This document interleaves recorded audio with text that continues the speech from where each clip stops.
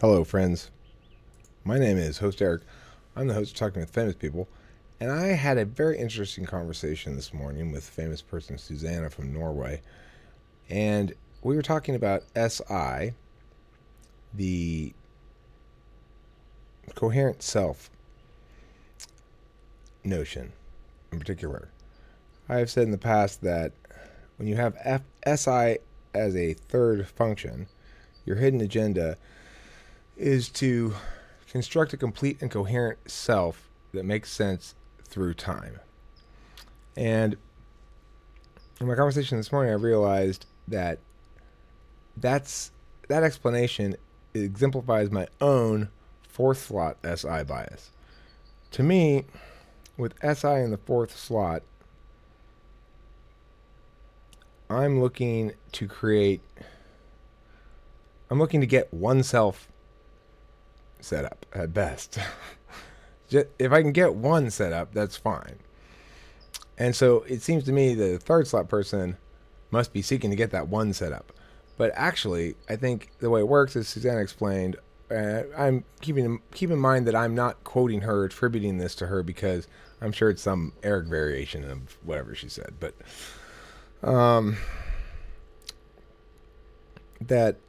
but what she definitely did indicate was that it's a combination of, there are multiple selves, and that each of them is sort of she referred to them as timelines. But I think another way to put it would be, there are two different kinds. That there's a self, the selves are understood through two different frames. One being a linear progression of events through time, and the other one being a bundle of characteristic attributes, behaviors, displays, and verbal habits and stuff like that. One way to understand this might be to say you're a different self at work than you are at home. And then my question naturally that followed was, well, is the goal then of the INTP, because she's an INTP, to construct or complete a meta framework that allows those various selves to be understood through a single holistic model that accounts for everything and renders all of your various selves into a single satisfying whole? And she said, sort of, or something like that. I don't remember what she said, but the point is that I like that explanation, so that's the explanation I'm going with, regardless of whether she likes it or not, or you like it. I like that explanation. So it's consistent for me also with the data that I've had for INTPs in general, that that they'd like to attain a self as much as they would like to live a self. INFPs, similarly, with the SI in the third slot, they have a lot of difficulty. This relates to SE in the seventh. A lot of difficulty coming to terms with the complicated realities of distinction. Distinction, namely the ways in which something is this and not that. Exclusivity, the ways in which the law of non-contradiction plays out in the physical world and in the metaphysical world as well.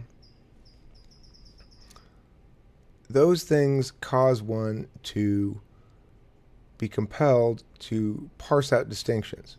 For INFP, parsing out distinctions is contrary to their inclusive, holistic, dominant function, FI. So FI can have mixed feelings, right? You have mixed feelings about something. You have a bittersweet relationship with something. You can have a love-hate relationship.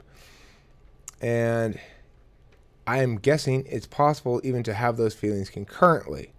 To me, it would seem like they would happen in succession, but that's because I'm FI polar.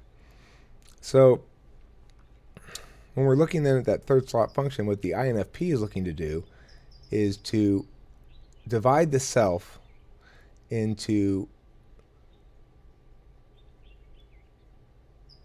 subselves, that are understood as bundles of feelings primarily. They might say, I watched a video the other day where an INFP life coachy guru type person described the pain self, in which you can construct the SI self that holds all the pain and carries it around for you so that it's not crippling to the other selves as they manifest themselves. To me, this sounded really strange because if you're not experiencing emotional pain, or physical pain for that matter, then you don't still have it. Well, with the physical pain model, it's obviously the case. If I'm not in pain, then I'm not in pain. Right? If I hit my hand really hard against this thing and it's ouch, I'm in pain for as long as it hurts, and then I'm not in pain anymore. I don't carry with me a chip that contains the pain that I experienced so I can reference it again and again and again. Emotional pain is a little bit different because emotional pain is attained through epistemological engines first. Pain begins when you know. Emotional pain begins when you know something or believe something. Emotional distress begins when you attend to something of a meaning. You attend to a meaning that you don't like. And so you might not like it for a number of reasons. You might not like that meaning because it's inconsistent with your preferred framework. In other words, I don't like that meaning because it's logically inconsistent would be, I don't like that meaning because it's not TI.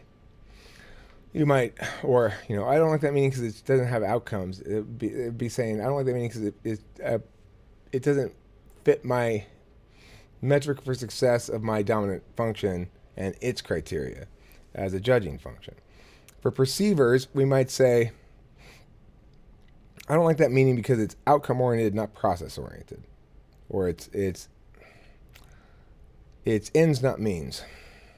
And I think perceivers prefer means, not ends. And if you are, but of course that's going to vary in which, if you are SI first, it's going to be like, no, I don't like it because it's means based, but it's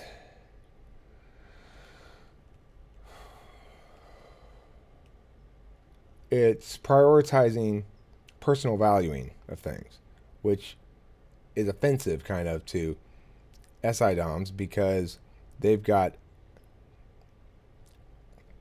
what's offensive to ISFJs because they've got 6th slot FI. It would be a blind spot for ISTJs. So, the thing is, but the point is, if whatever you got in the 6th slot, you're not going to like it. So if you're an SI DOM, you're going to be about perceiving and stuff first and foremost. And so you're going to be about process first and foremost. Process first.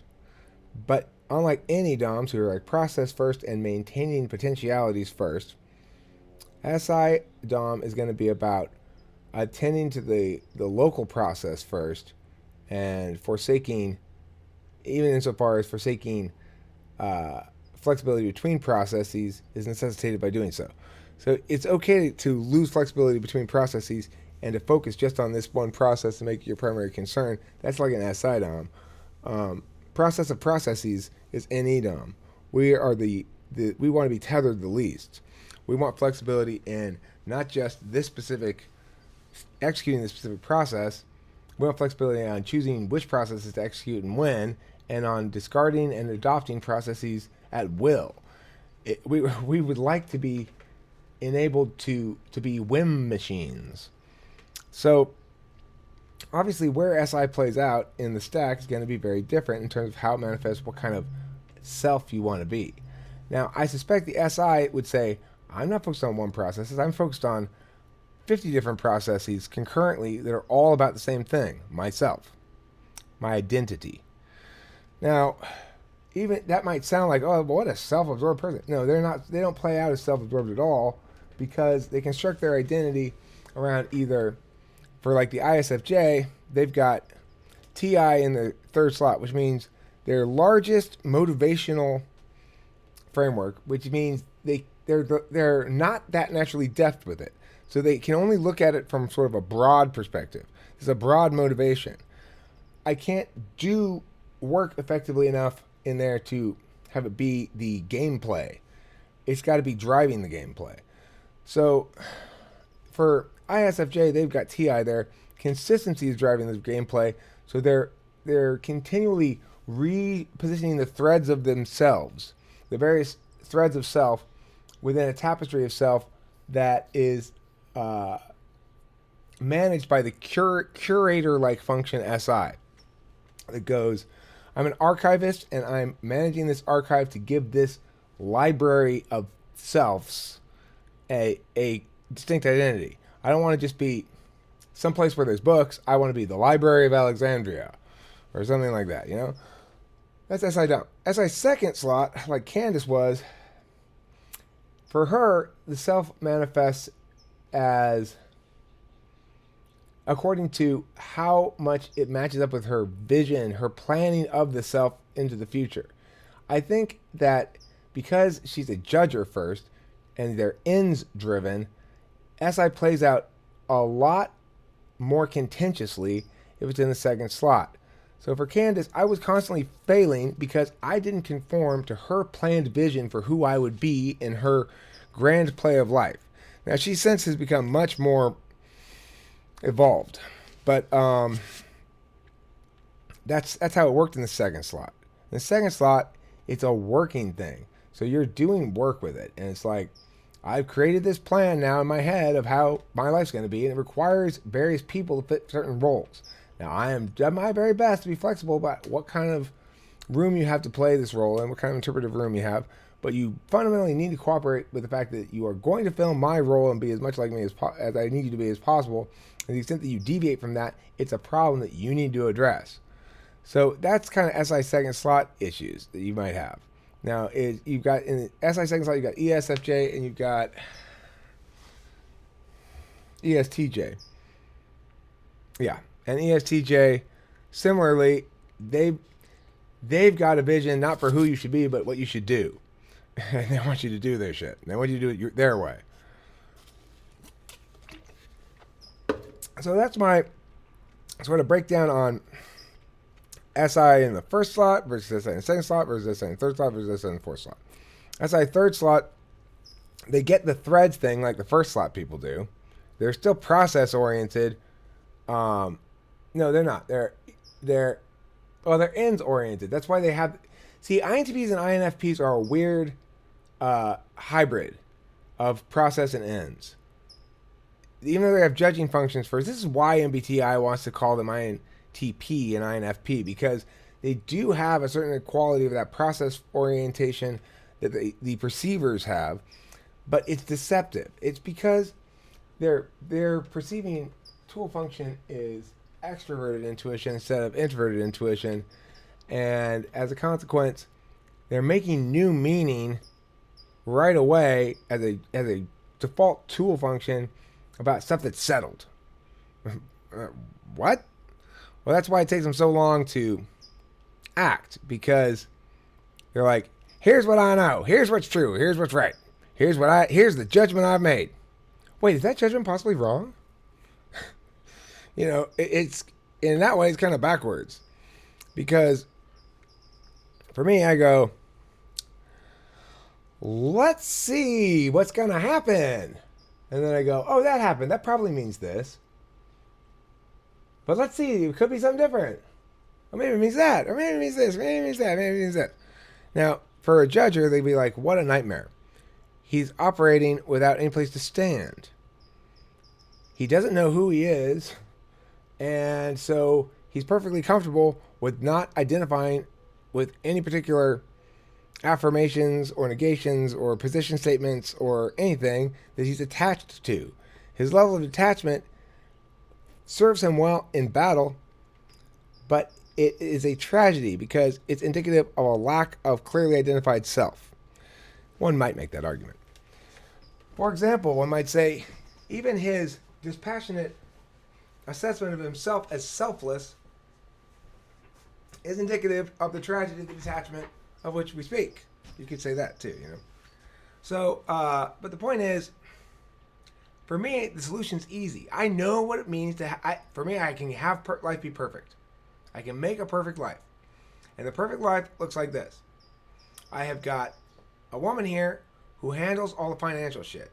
She takes care of my business, and like she said, all right, give me all the books and shit on this, and give me vague ideas about what you want and profit potential areas, and talk me through the simple TE stuff to actually make that shit happen, and then I will become the runner, director, owner of the school, basically, and Eric, and you can go back to doing what you do, which is play all the time.